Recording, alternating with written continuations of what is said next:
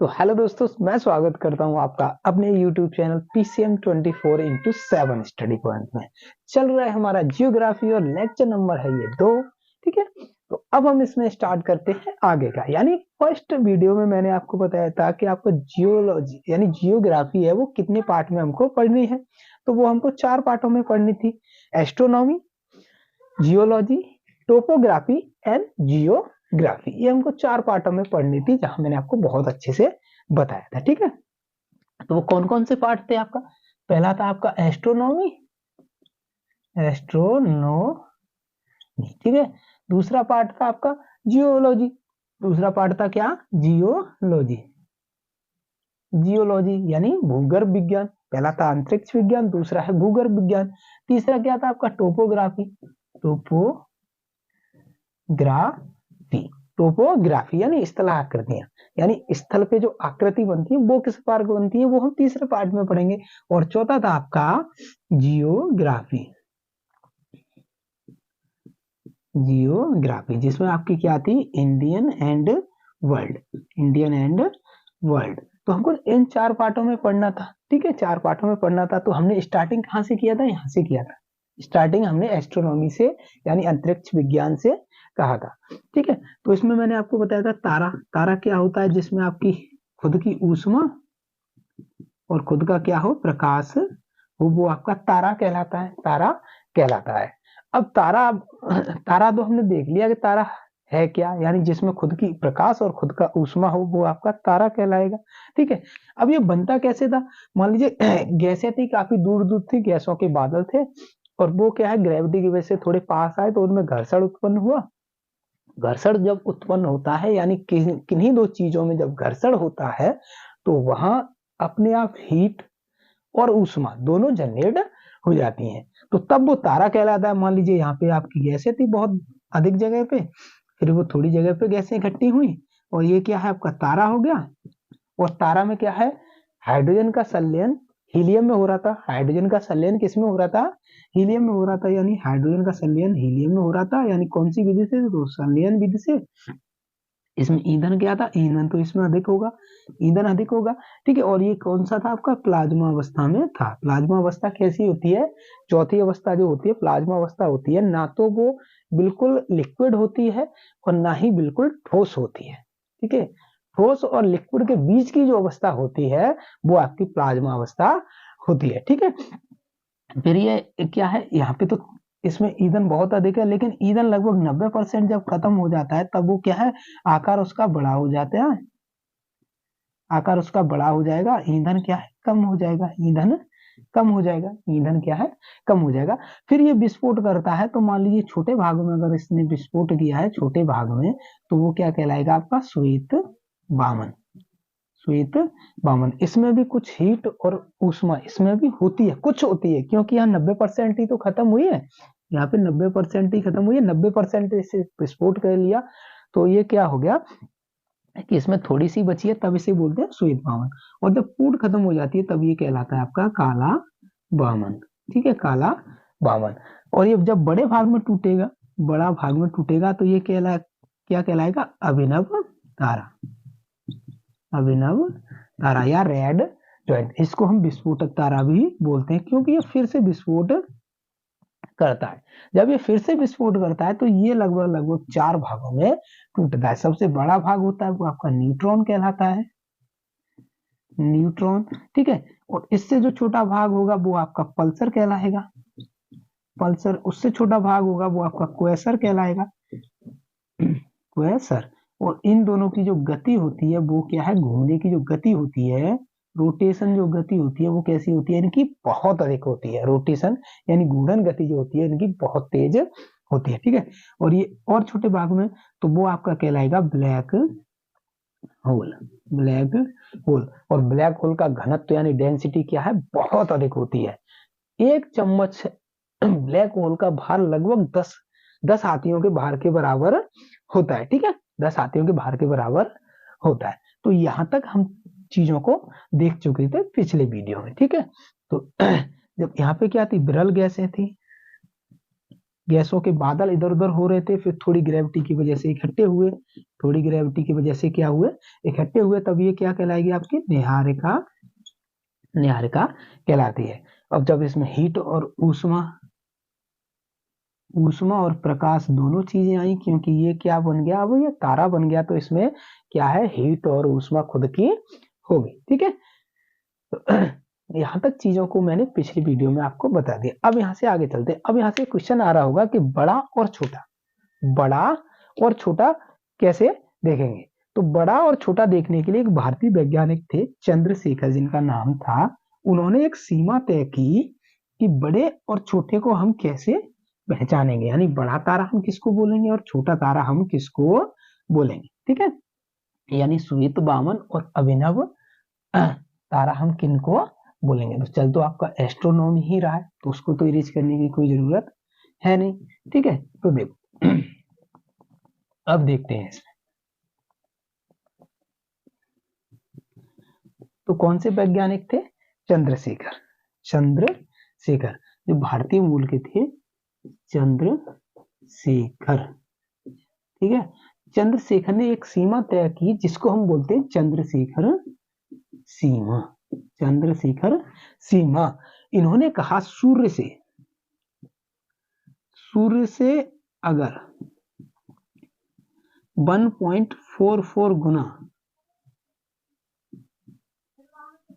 बड़ा होगा, यानी मान लीजिए सूर्य है हमारा, ठीक है, सूर्य से अगर कोई तारा विस्फोट करने के बाद, जो आपका क्या था, अभिनव तारा था, अभिनव यानी विस्फोटक तारा जिसको बोलते हैं, रेड जॉइंट था, यानी लाल दानव जो था, जब ये लाल दानव विस्फोट करेगा, लाल दानव विस्फोट करेगा, तो अगर वो सूर्य से 1.44 गुना बड़ा होगा, 1.44 गुना बड़ा होगा, तब वो बनेगा आपका अभिनव तारा। तब वो क्या बनेगा, अभिनव, अभिनव तारा, जिसको हम क्या बोलते हैं, विस्फोटक, क्योंकि ये अगेन फिर से विस्फोट करता है, फिर से विस्फोट करता है, या इसको क्या सुपरनोवा भी बोलते हैं, सुपरनोवा। ठीक है, इसको हम सुपरनोवा भी बोलते हैं, यानी ये अगेन फिर से विस्फोट करता है, और ये कितने 4 भागों में टूटता है, या 5 भागों में, या और छोटे छोटे भागों में टूटेगा, न्यूट्रॉन, पल्सर, क्वेसर और ब्लैक होल। ठीक है, neutron, pulsar, quasar and black hole. तो सबसे ज्यादा गति किनकी होती है, पल्सर और क्वेसर की होती है। ठीक है, पल्सर और क्वेसर की होती है। न्यूट्रॉन उन सब में बड़ा होता है, जिसको हम न्यूट्रॉन बोलेंगे, वो बड़ा होगा उन सब में। ठीक है, और अगर सूर्य से सूर्य सूर्य से अगर 1.44 गुना छोटा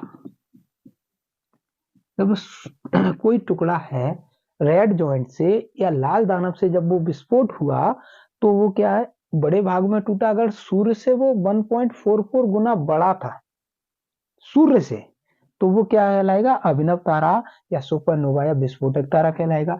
लेकिन अगर सूर्य से 1.44 गुना छोटा है, 1.44 गुना छोटा है, तो वो क्या कहलाएगा, आपका श्वेत बामन कहलाएगा। तो वो क्या कहलाएगा, श्वेत बामन कहलाएगा, जैसा मैंने अभी वहां पे आपको पिछले वीडियो में और यहाँ भी आपको बताया था। ठीक है, तो अगर सूर्य से, इसे ही हम बोलते हैं चंद्रशेखर सीमा।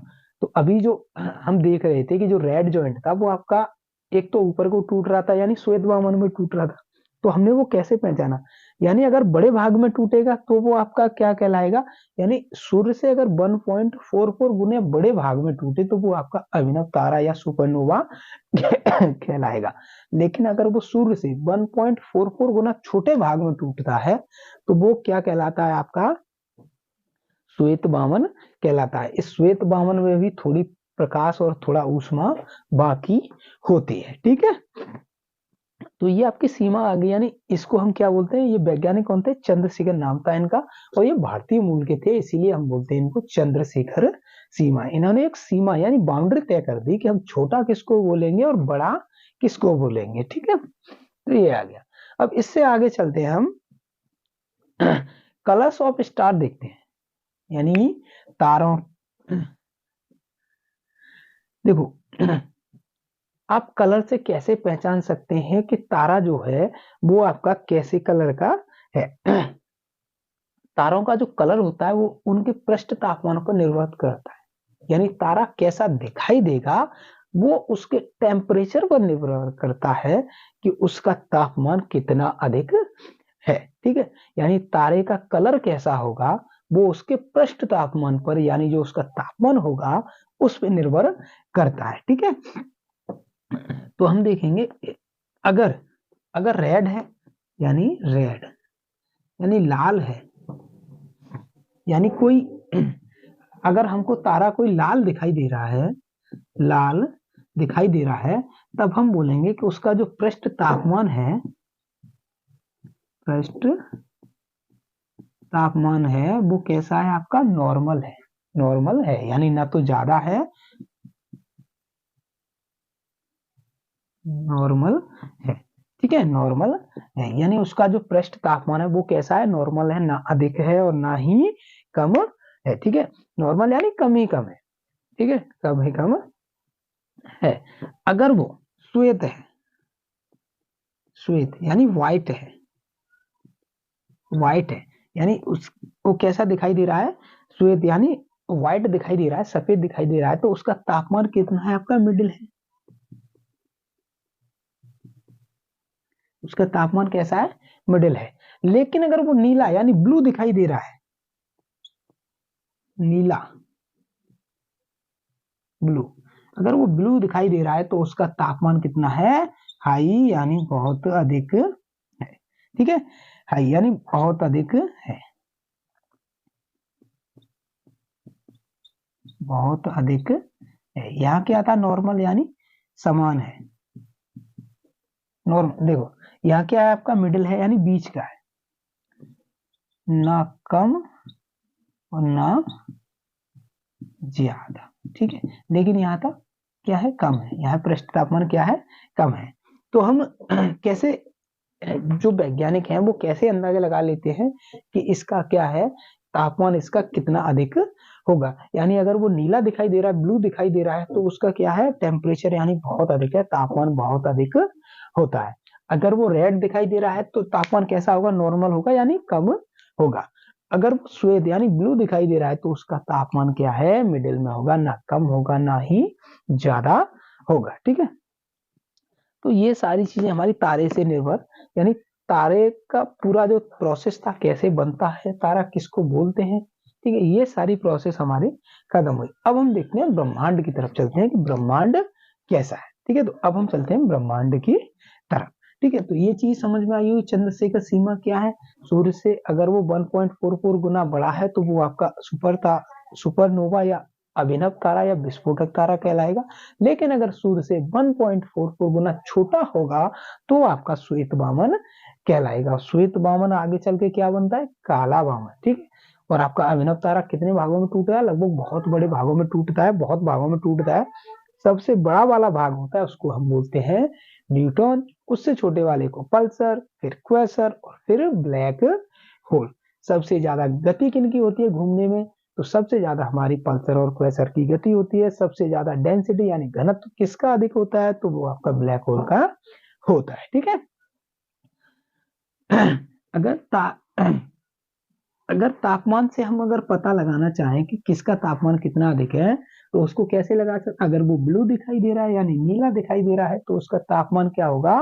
बहुत अधिक होगा। लेकिन अगर वो श्वेत दिखाई दे रहा है तो उसका टेम्परेचर कितना होगा? मिडिल में होगा, ना ज्यादा ना ही कम। अगर वो रेड दिखाई दे रहा है तो उसका तापमान लगभग लगभग कम होगा। ठीक है, आपने गैस जलाई है, गैस, तो गैस को जब आप खोलते हो बहुत कम उस पर चलाना, थोड़ी गैस चलाना, जब उसमें आग लगाओ तो रेड दिखाई देगी, तो वहां पे टेम्परेचर उसका कम होता है।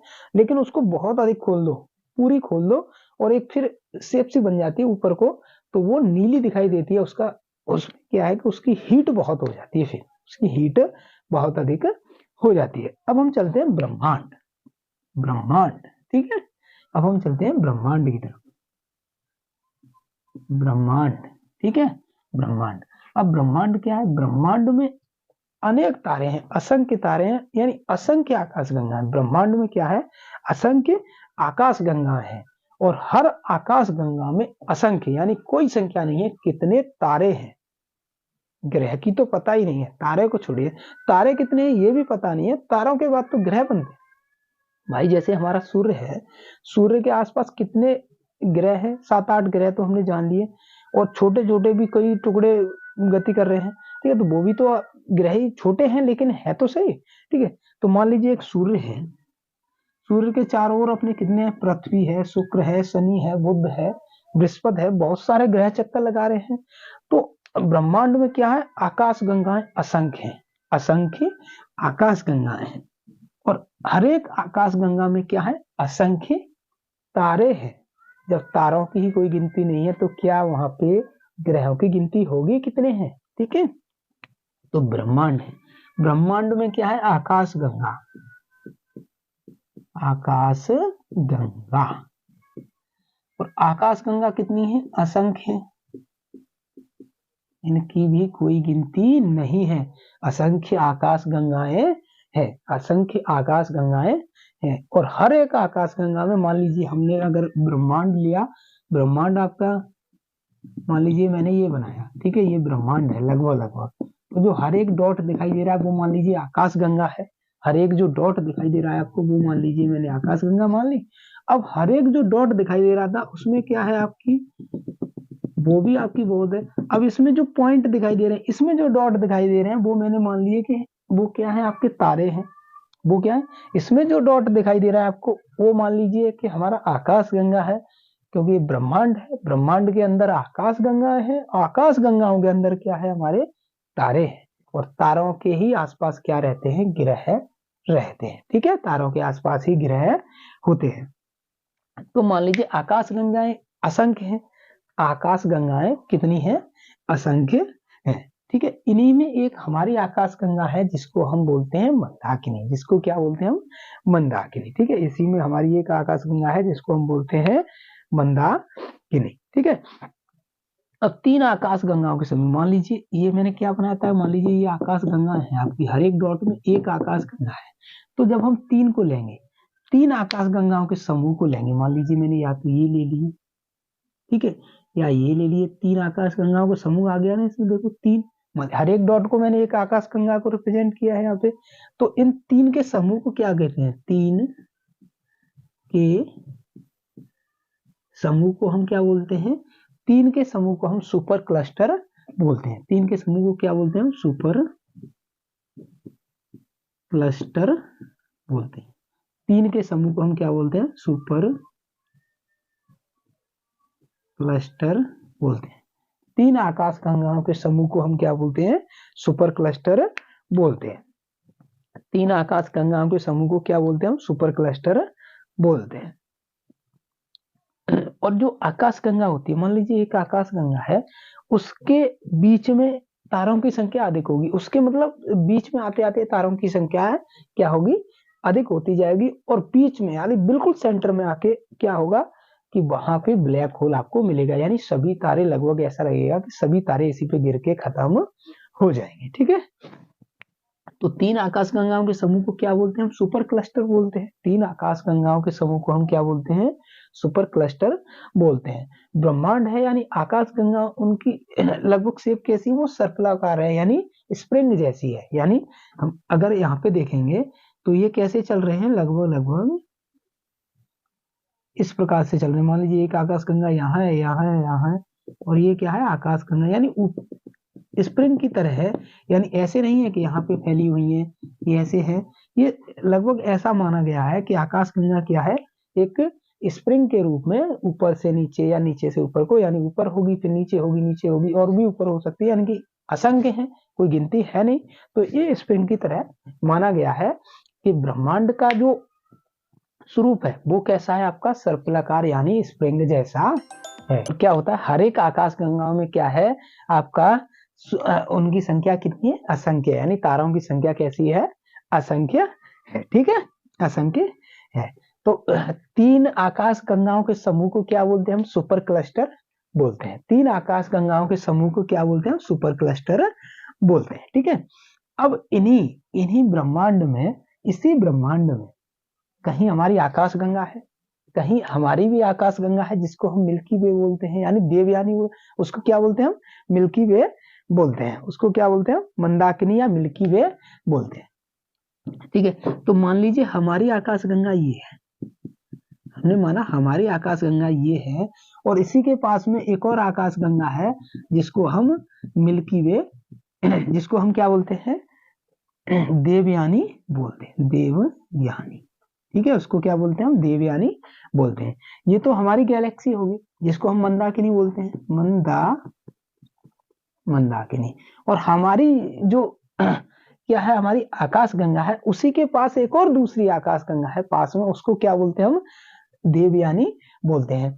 तो क्वेश्चन आता है कि हमारी आकाशगंगा के पास में आकाशगंगा का नाम क्या है, तो वो क्या है आपका, देवयानी है। वो क्या है आपका, देवयानी है। ठीक है, हमारी आकाशगंगा के सबसे नजदीक जो आकाशगंगा है उसका नाम क्या है, देवयानी है। उसका नाम क्या है, देवयानी है। ठीक है, उसका नाम क्या है, देवयानी है। मान लीजिए हमारी आकाशगंगा ये है, तो इसका नाम क्या है, हमारी आकाशगंगा का मंदाकिनी है, मंदाकिनी। और इसी के पास में आकाशगंगा है ये वाली, तो इसका नाम क्या है, देवयानी, देवयानी। अब आप यहाँ से देख रहे होगे कि ये भी तो घूम रही होगी, हमारी आकाशगंगा है वो भी तो किसी का चक्कर लगा रही है, वो भी तो किसी दूसरी चीज का चक्कर लगा रही है। ठीक है, तो अब यहाँ से हम देखेंगे कि आकाशगंगा के बीच में क्या है, आकाशगंगा है। अब मान लीजिए मैं अपनी मंदाकिनी को बनाता हूँ, मैं अपनी ही मंदाकिनी को बनाता हूँ, जो हमारी आकाशगंगा है, मान लीजिए मैंने उसको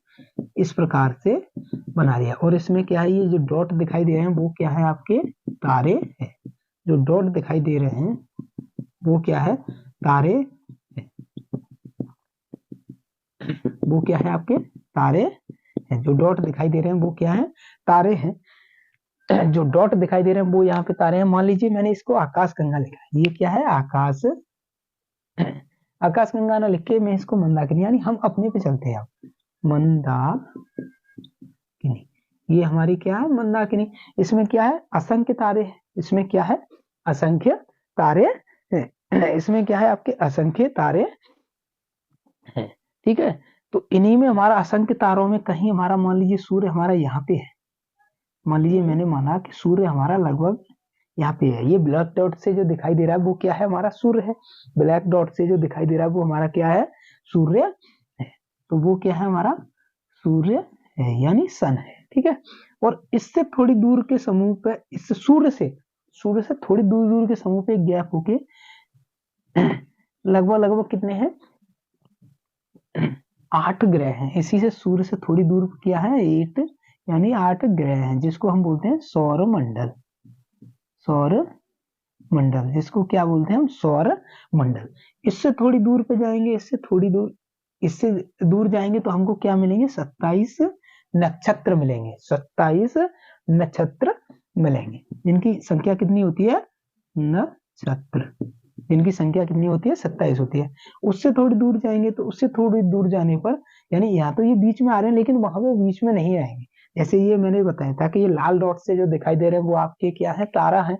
लेकिन जब हम सूर्य के नजदीक है, सूर्य से देखेंगे तो सूर्य से जब हम देखेंगे तो हमको ये रेड डॉट वाले नहीं दिखाई देंगे, क्योंकि वहां पे है ही नहीं। सूर्य से थोड़ी दूर जाओगे तो हमारे ग्रह उतने 8 ग्रह हैं, बुध शुक्र शनि बृहस्पति अरुण वरुण, ये ग्रह है। ठीक है, उससे थोड़ी दूर पे जाएंगे तो हमको 27 नक्षत्र दिखाई देंगे। इन्हीं नक्षत्र से हम जो ज्योतिष विज्ञान वाले हैं, इन्हीं नक्षत्रों से वो क्या करते हैं, पता लगाते हैं कि वो जो बच्चा होता है, पैदा होने वाला है, या जिसकी ग्रह, जो भी वो पता लगाते हैं वो इन्हीं चीजों से, नक्षत्रों से पता लगाते हैं कि ग्रह कौन सा आया है और वो ग्रह कौन से नक्षत्र को ढक रहा है, कौन कौन से का प्रभाव पड़ेगा, कौन से का प्रभाव नहीं पड़ेगा। उससे थोड़ी दूर जाते हैं तो हमको क्या दिखाई दे रहा है, तारा मंडल, जिसमें कितने हैं, 89। यहाँ पे क्या है, तारा मंडल, जिसमें कितने ग्रह, जिसमें कितने आपके छोटे छोटे या बड़े बड़े ग्रह हैं, तो वो क्या है आपका 89 नक्षत्र, क्या कहलाए, उनको हम तारा मंडल बोलते हैं। उनको क्या बोलते हैं, हम तारा मंडल बोलते हैं। ठीक है, अब एक क्वेश्चन यहाँ से आता है कि जो सूर्य है वो भी तो ऑर्बिट कर रहा है, यानी वो भी तो चक्कर लगा रहा है। सूर्य भी तो चक्कर लगा रहा है। तो सूर्य जो एक चक्कर अपना पूरा करता है इस पूरी अपनी मंदाकिनी का, सूर्य जब एक चक्कर अपना पूरा करता है उस मंदाकिनी का, तो वो लगभग 25 करोड़ वर्ष में पूरा करता है। 25 करोड़ वर्ष में पूरा करता है। कितने में करता है? लगभग 25 करोड़ वर्ष का समय वो लेता है, जिसको हम क्या बोलते हैं? कॉस्मिक ईयर बोलते हैं, जिसको हम कॉस्मिक ईयर बोलते हैं, जिसको क्या बोलते हैं? हम कॉस्मिक ईयर बोलते हैं। और लगभग इसकी स्पीड कितनी रहती है? 250 किलोमीटर प्रति सेकंड इसकी स्पीड होती है। तब भी वो इतने समय में इतने यानी 25 करोड़ वर्ष में एक चक्कर पूरा करता है अपनी मंदाकिनी का। यानी जो हमारा सूर्य है, जिस प्रकार से सूर्य के चारों ओर ग्रह चक्कर लगा रहे हैं, उसी प्रकार से सूर्य भी अपनी मंदाकिनी का चक्कर लगा रहा है। और वो लगभग कितने यानी 25 करोड़ वर्ष में एक चक्कर पूरा करता है, जिसमें उसकी स्पीड कितनी रहती है? लगभग 250 किलोमीटर प्रति सेकंड, यानी 250 किलोमीटर प्रति सेकंड की स्पीड उसमें रहती है। उसकी कितनी रहती है? अब देखो, ये तो हमारा सूर्य होगा, मान लीजिए ये तो हमारा सूर्य था, ये क्या था? हमारा सूर्य है। ये जो सूर्य है, अब इससे थोड़ी दूरी पर क्या थे? 8 ग्रह थे, जिनको हम सौरमंडल बोलते हैं। इसके बारे में भी पढ़ेंगे। उससे थोड़ी दूर पे जाएंगे तो 27 नक्षत्र मिलेंगे, उनके बारे में भी थोड़ा थोड़ा हम डिटेल में पढ़ेंगे। थोड़ा पढ़ेंगे, ज्यादा नहीं, जो आने वाली चीजें होती है उसमें। और 89 जो तारा मंडल है उनके बारे में भी हम पढ़ेंगे। ठीक है, तो हमारा सूर्य है वो अपनी मंदाकिनी यानी अपनी मंदाकिनी का एक चक्कर लगाने में कितना? लगभग 25 करोड़ वर्ष का समय लेता है, जिसको हम कॉस्मिक ईयर बोलते हैं, जिसमें स्पीड उसकी क्या रहती है? 250 किलोमीटर प्रति सेकंड रहती है। ठीक है, तो अब हम यहाँ से देखते हैं, एक चीज हमको दिखाई दे रही है। अब हम कहाँ तक आ गए? आपके सौर मंडल तक आ गए, सौर मंडल तक आ गए। अब एक यहाँ से चीज देखिए कि ये जो सूर्य है, सूर्य के नजदीक कोई ना कोई तारा होगा, सूर्य के नजदीक भी तो कोई ना कोई तारा होगा। तो मान लीजिए सूर्य के नजदीक वाला तारा ये है, जिसको हम क्या बोलते हैं? Proxima Centauri. सूर्य के सबसे नजदीक कौन सा है आपका तारा है? तो प्रॉक्सिमा सेंचुरी है। और सबसे चमकीला तारा वो क्या है? हमारी आकाशगंगा में, हमारी आकाशगंगा में सबसे चमकीला तारा है, तो वो क्या है आपका? चमकीला और नजदीक नजदीक तो हमारा सूर्य है, उससे भी चमकीला क्या है आपका? तो वो साइरस है। साइरस तो वो कौन सा है? साइरस है। और सबसे नजदीक कौन सा है? तो प्रॉक्सिमा सेंचुरी। सबसे नजदीक कौन सा है? Proxima Centauri. तो आकाश गंगा हमारा जो ब्रह्मांड है, उसमें आकाश गंगाएं कितनी है? असंख्य आकाश गंगाएं। उसमें आकाश गंगाएं कितनी है? असंख्य है। उसमें आकाश गंगाएं असंख्य हैं। और असंख्य आकाश गंगाओं में असंख्य तारे हैं। यानी एक आकाश गंगा को हम पूरे ब्रह्मांड को लें तो उसमें असंख्य आकाश गंगाएं हैं। फिर उनमें से अगर एक आकाश गंगा को लें तो उनमें भी असंख्य तारे हैं, उनमें भी असंख्य तारे हैं। और तारा क्या होता है? जिसमें खुद का प्रकाश और खुद की ऊष्मा हो। यानी हम एग्जाम्पल सूर्य का दे सकते हैं। सूर्य जैसे एक आकाश गंगा में, यानी मंदाकिनी जो हमारी आकाश गंगा है, जिसमें हमारा सूर्य है, जिसमें हमारा ग्रह पृथ्वी है, उस मंदाकिनी में भी असंख्य तारे हैं, असंख्य तारे हैं। तो सूर्य के सबसे जो नजदीक तारा है वो क्या है? प्रॉक्सिमा सेंचुरी है। सूर्य के सबसे नजदीक तारा है वो क्या है? प्रॉक्सिमा सेंचुरी है। और सूर्य को अपनी आकाशगंगा यानी मंदाकिनी का एक चक्कर लगाने में कितना? लगभग 25 करोड़ वर्ष का साल समय लगता है, जिसको हम क्या बोलते हैं? प्रॉक्सिमा सेंचुरी बोलते हैं। ठीक है, और सबसे चमकीला जो हमारी आकाशगंगा में सबसे चमकीला ग्रह है वो क्या है? वो क्या है? हमारा साइरस है। ठीक है, साइरस है। 3 आकाश गंगाओं के समूह को हम सुपर क्लस्टर बोलते हैं। 3 आकाश के गंगाओं के समूह को क्या बोलते हैं? हम सुपर क्लस्टर बोलते हैं। हमारी आकाश गंगा जो मंदाकिनी है, उसके नजदीक वाली जो आकाश गंगा है उसको हम देवयानी बोलते हैं। उसको क्या बोलते हैं? हम देवयानी बोलते हैं। ठीक है, उसको हम देवयानी बोलते हैं। अब एक चीज यहां से देखो कि जो बीच में होता है, यानी जो किनारों पे होगा, जो आकाश गंगा है उसके किनारों पे क्या है, किनारों पे, यानी आकाश गंगा जहाँ पे खत्म होने वाली है लगभग लगभग, यानी जहाँ पे क्या है कम तारे हैं, जैसे जैसे हम उसके बीच में यानी सेंटर में आने की कोशिश करेंगे तो हमको तारों की संख्या क्या है, असंख्य मिलती जाएगी, असंख्य तारों की संख्या मिलती जाएगी। तो बीच वाला है उसको हम क्या बोलते हैं, बल्ज बोलते हैं, यानी मंदाकिनी का बीच वाला हिस्सा होता है सेंटर वाला, उसको क्या बोलेंगे हम, बल्ज बोलते हैं। ठीक है, उसको क्या बोलते हैं, आकाश गंगा के बीच में तारों की संख्या अधिक होती है, इसे हम बल्ज बोलते हैं। यानी आकाश गंगा में बीच में तारों की संख्या बहुत ज्यादा होती है, जिसे हम क्या बोलते हैं, बल्ज बोलते हैं। तो बल्ज किसे होते हैं, किसी भी आकाश गंगा में तारों की संख्या बीच में अधिक होती है, उसे हम बल्ज बोलते हैं। ठीक है, उसे क्या बोलते हैं, बल्ज बोलते हैं। अब ये सूर्य भी धीरे धीरे चक्कर लगाता हुआ धीरे धीरे बीच में आएगा, बीच में आने के बाद यहाँ पे आके डिस्ट्रॉय यानी ब्लैक होल बन जाएगा। ठीक है, ब्लैक होल बन जाएगा। तो ब्रह्मांड समझ गए आप कहाँ तक, ब्रह्मांड कैसा है ये चीजें समझ गए, इतना ही लगभग लगभग आपके एग्जामों में शो कराता है या दिखाता है। ठीक है, तो 3 आकाश गंगाओं के समूह को हम सुपर क्लस्टर बोलते हैं, और हमारी मंदाकिनी के सबसे नजदीक वाली आकाश गंगा है उसको क्या बोलेंगे, हम देवयानी बोलेंगे। हमारे सूर्य के सबसे नजदीक तारा है उसको हम प्रॉक्सिमा सेंचुरी बोलेंगे। ठीक है, प्रॉक्सिमा सेंचुरी बोलते हैं। और सबसे हमारी मंदाकिनी में सबसे चमकीला जो तारा है उसको हम साइरस बोलते हैं। ठीक है, तो हमारे सूर्य से थोड़ी दूरी पर क्या मिलेंगे आपको, सौरमंडल मिलेगा, जिसमें कितने हैं, 8 ग्रह हैं। अब हम किसके बारे में पढ़ेंगे, तो सौरमंडल के बारे में पढ़ेंगे। लेकिन सौरमंडल में पढ़ने के बारे से पहले हम नक्षत्र और तारामंडल को भी एक बार देख लेंगे रफली, तो कोई दिक्कत वहां से नहीं होने वाली। ठीक है, तो अब हम चलते हैं आगे, यानी लेक्चर नंबर 3 में आगे की चीजों को डिस्कस किया जाएगा।